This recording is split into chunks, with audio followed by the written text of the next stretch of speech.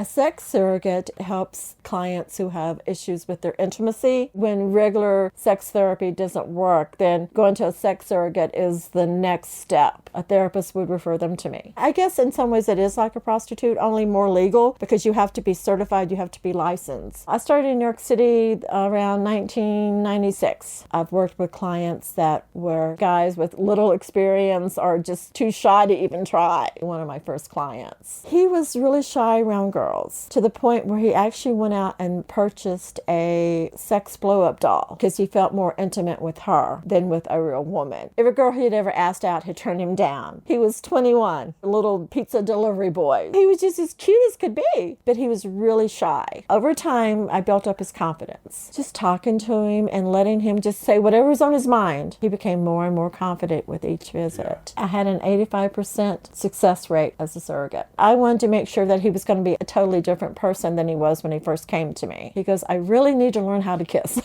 So we started out kissing, and then he was actually the very first client that I actually did have sex with. He did lose his virginity to me. The pizza boy was definitely shaken with fear.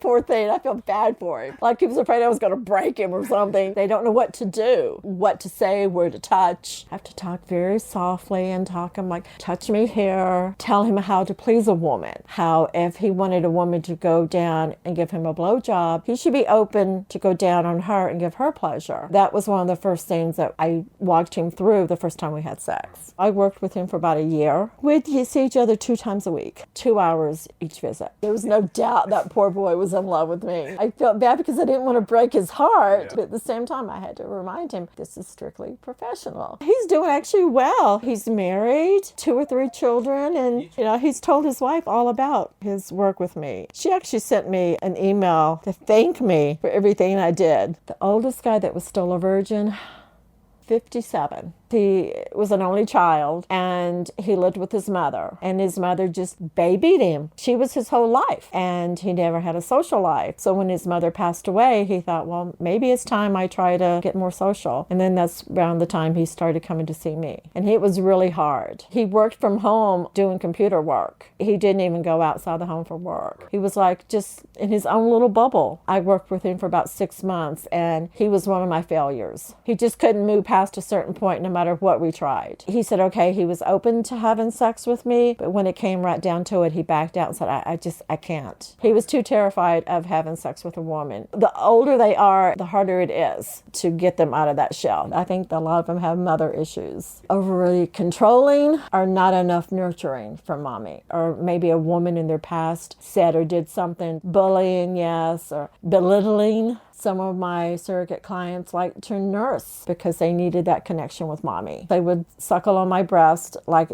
they were being attached to their mommies. Yeah. They will even ask permission to call you mommy.